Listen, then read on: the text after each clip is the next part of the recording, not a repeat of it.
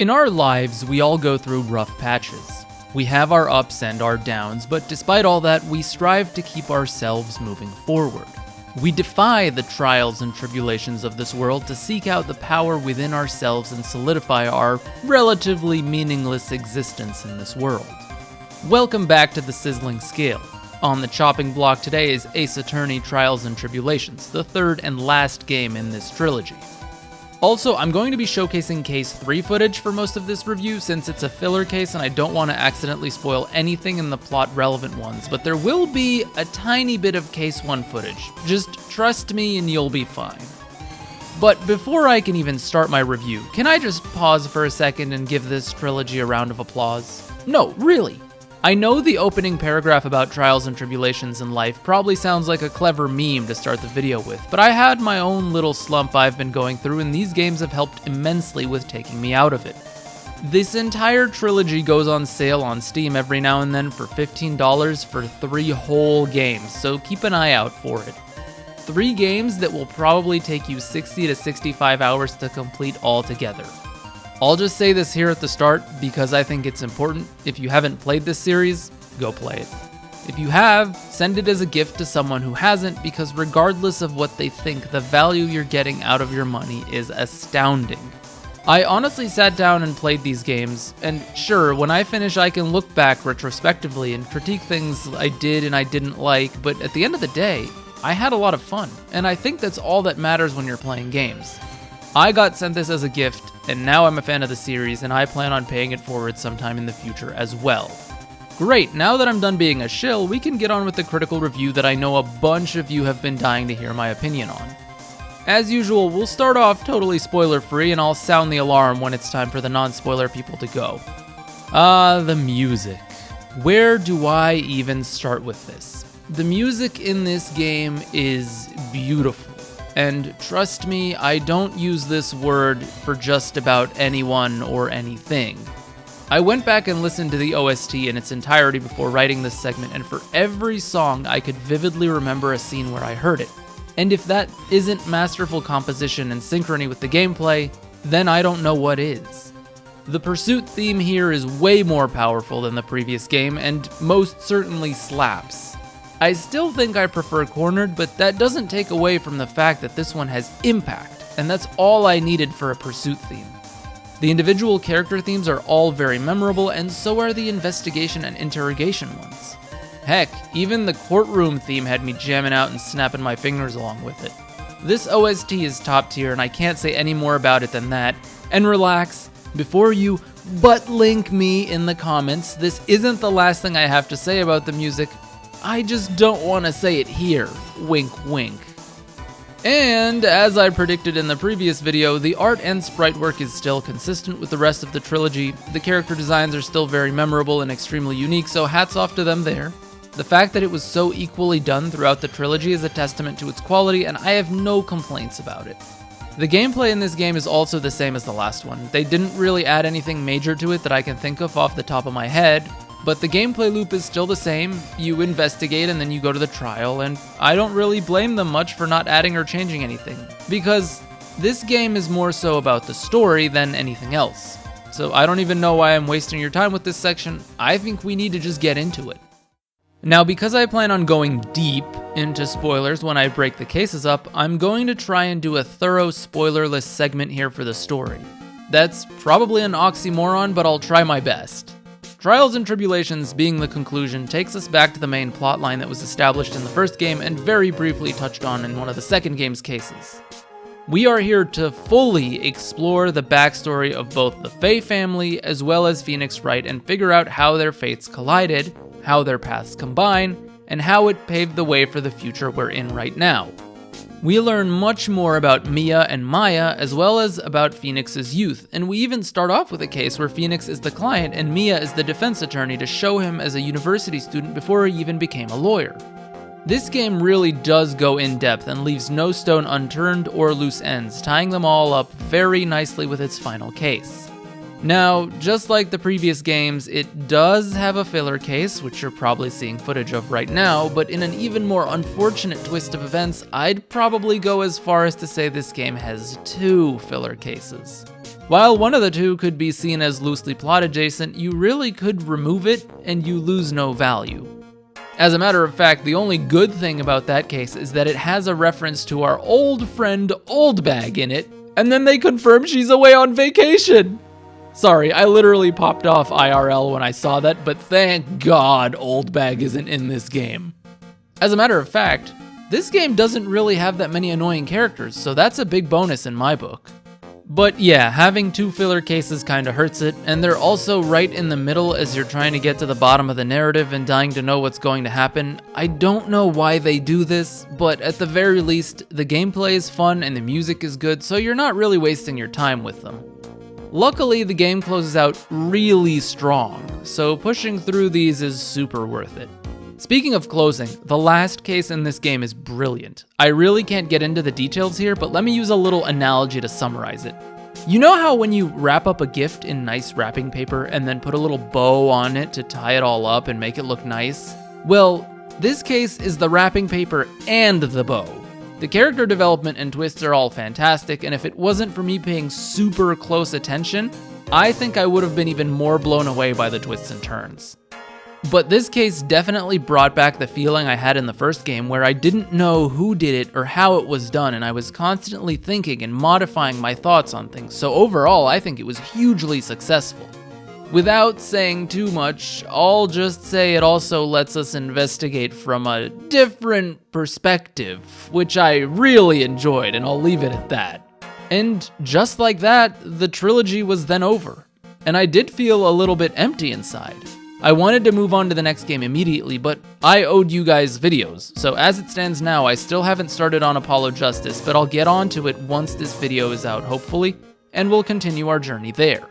Anyways, now it's time for the mega spoiler section, so skip to the time on screen or in the description so that you can hear the conclusion and the rating. Also, this spoiler section is going to have major spoilers. It won't be minor spoilers since that's going to limit the depth that this portion of the review deserves, so sorry for anyone who wants a hybrid. The previous section is as good as I could have done there. Alright, let's talk about case 1. I loved this case. From beginning to end, this case was fantastic. It takes us back to when Phoenix was a college student who was being accused of the murder of his fellow student.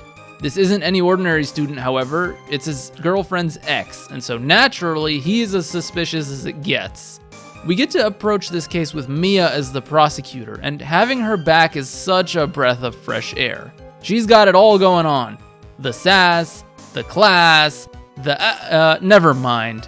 What I was saying is that Mia is great, and her reactions to things are hilarious.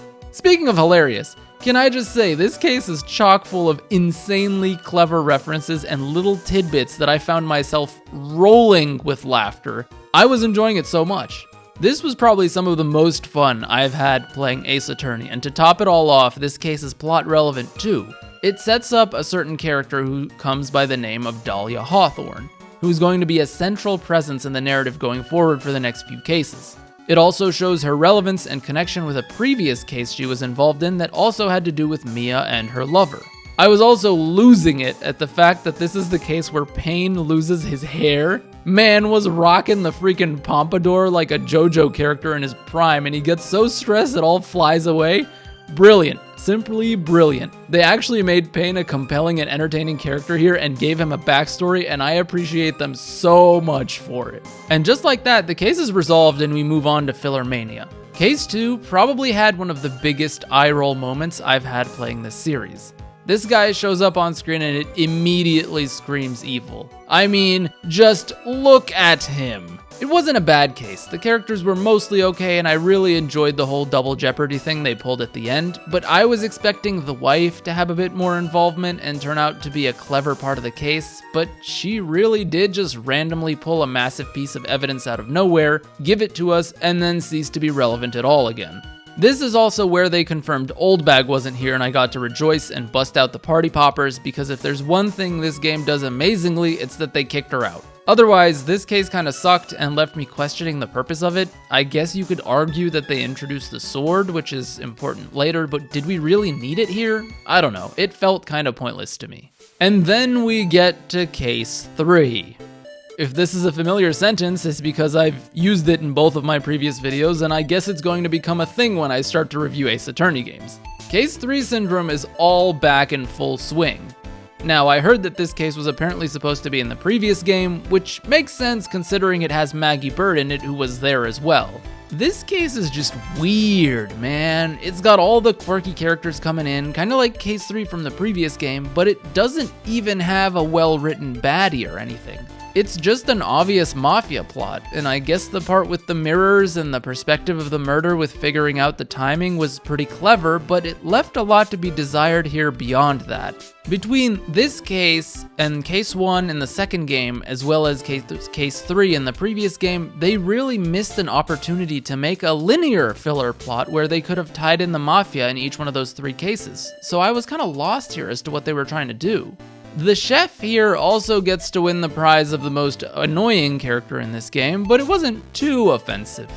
The only redeeming part of this case is that our boy Gumshoe gets a little bit of a love story going here, and I'm happy for him, but that's about it. I think the last thing I have left to say about this case is that it establishes a somewhat important story point here that I certainly missed on my run through it, but that was pointed out to me later, and that's that Godot can't see the blood on the apron here, which is red on white. It ends up being a thing in the final case, but honestly, it doesn't really matter in the grand scheme of things, but it's a nice little tidbit. Now, while I've reviewed cases 2 and 3 in a little bit more detail than I normally would in videos like this, it probably seems like I glossed over a lot of things, and that's because I probably did on purpose. As a whole, they're not major contributors to the plot, nor did they have anything that really stuck with me like Case 1 did, or that Cases 4 and 5 eventually would, so I'm not planning to spend any more time on these. What I will go in depth on are the next couple though, so this is your last chance to hop out if you don't want to spoil the magnum opus of this trilogy. You've been warned. So for Case 4, we have rewinded back to the past, to a time when Mia was still a young fledgling knocking on the doors of her first ever case. Her opponent? None other than our beloved Miles Edgeworth. Here, she's tasked with defending Terry Falls, a dude that genuinely just looks like he's a bad guy, who is accused of the murder of policewoman Valerie Hawthorne. Since I was paying attention, the name Hawthorne immediately lit a fire under my ass, and I just knew we were back in business here. In my everyday life, I love using the phrase, "we'll cross that bridge when we get there," or some iteration of it at least. Ironically, this case takes us to a bridge that unfortunately will never be crossed. Valerie Hawthorne has been stabbed in the back and stuffed in the trunk of a car, very classy, and it is up to us to piece together the real killer behind the murder. As if there weren't enough spoiler alerts, here's another one. We eventually meet our witness, Melissa Foster, who is anything but innocent to anyone with functional eyesight. If you haven't immediately recognized this person, which is very possible considering we last saw them in the opening case of the game, this is very obviously Dahlia Hawthorne. Dahlia and Terry used to be romantically involved in a very age-inappropriate relationship that ended in him being sentenced to prison for murdering her. Yet, here she is, in all her psychopathic glory. Having framed him 5 years ago and run away safely with a jewel that she stole and lived her life elsewhere with, no one else knows about this except her sister Valerie. I'll stop recapping all the details here and say this is a highly complex case where Dahlia ends up being our killer, to no one's surprise, yet she gets away once again when Terry kills himself out of devotion to her. This is a very short case, and we only get to see the trial segment, so there's not much to comment on, but it does introduce us to Mia's backstory and involvement with the Hawthorns, which will prove very important in the next case. We also see how Dahlia is once again tying in with Phoenix and Mia's past, as well as a very interesting character that we meet here by the name of Diego Armando. Now, as soon as I saw this guy's face, I laughed, because it's the most non-subtle reveal ever made. The hair is the same, but a different color. The goatee is the same, and the smile is the same. You really can't miss this. But the name is also funny, and I'm sure any soccer fan who knows a tiny bit of history will understand why. Anyways, they lose the case, and Dahlia walks away scot-free, and we're immediately back to our modern day with Phoenix as we prep to head into Case 5. This is a heavy one, so strap in. Case 5 is the finale of the entire trilogy, and so I expected something very big with a lot of lore to end us off, and boy was I not disappointed. I'll try to not go into summary mode, but let's start at the top and break things down as we go along. Here we go on a trip with Maya and Pearl to a temple for them to practice their spirit magic. We're greeted by a nun with the name Bikini, very classy, and here we also meet someone by the name of Elise Donim. Now, if there's one thing Ace Attorney sometimes doesn't do well, it's being subtle. Black hair, pale complexion, mystical appearance, and highly revealed by those around her. Maybe it's just me, but this was an immediate slam dunk guess as to who this person is, especially since they've never been an established character before at all, and this is the finale. We also meet a girl by the name of Iris, with similar features to Elise, but she looks like the spitting image of Dahlia Hawthorne. Very suspicious, but the plot goes on. Eventually, this case has to evolve into a murder mystery. After all, every case in these games is one. And so we find Elise Donim dead outside of the building, pierced by a sword, with the main suspect being Iris. This case is basically the Game of Thrones of the Fae family. Iris ends up being the sister of Dahlia, and both are the daughters of Morgan Fae, making them the siblings of Pearl.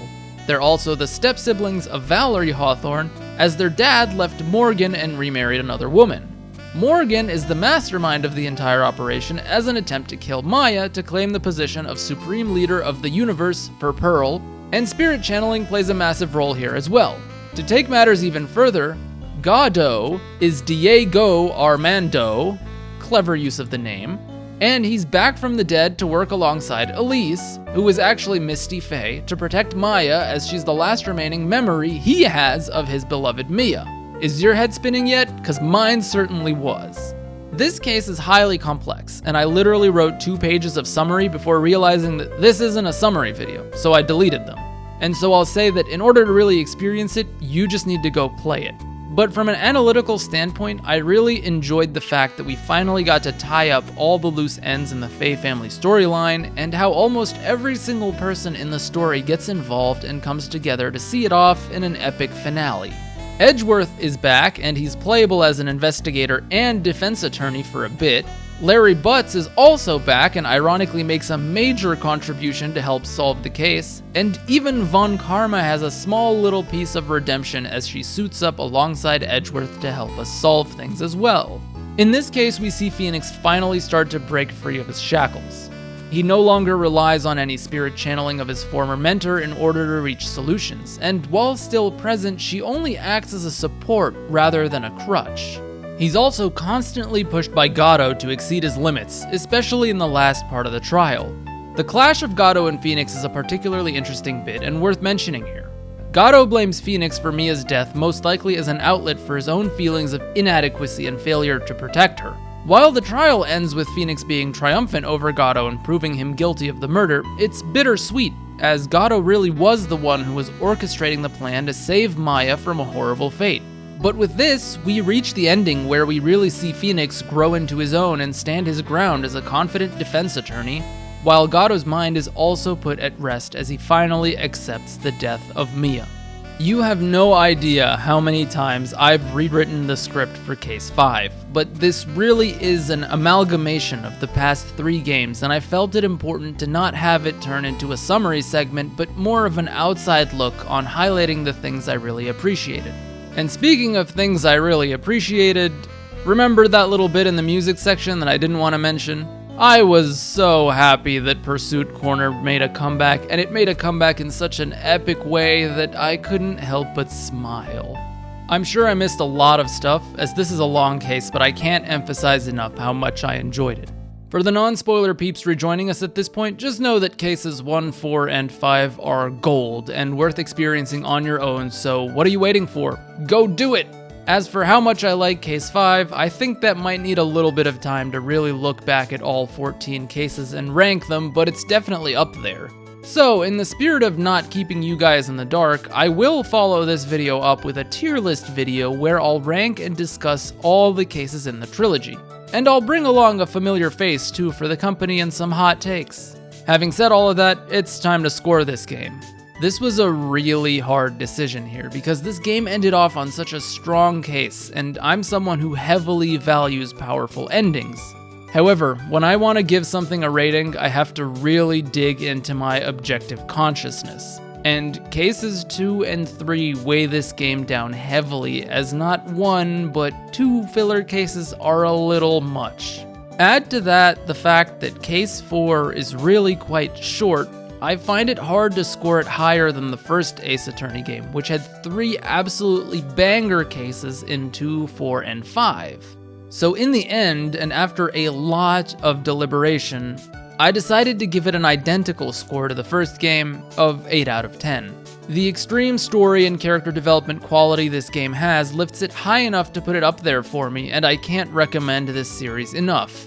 Having said that, this is the end of the reviews for the trilogy, and I can think of no better way to cap it all off than to say, the only time a lawyer can cry is when it's all over.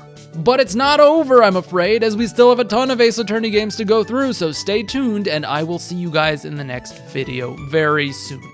Peace.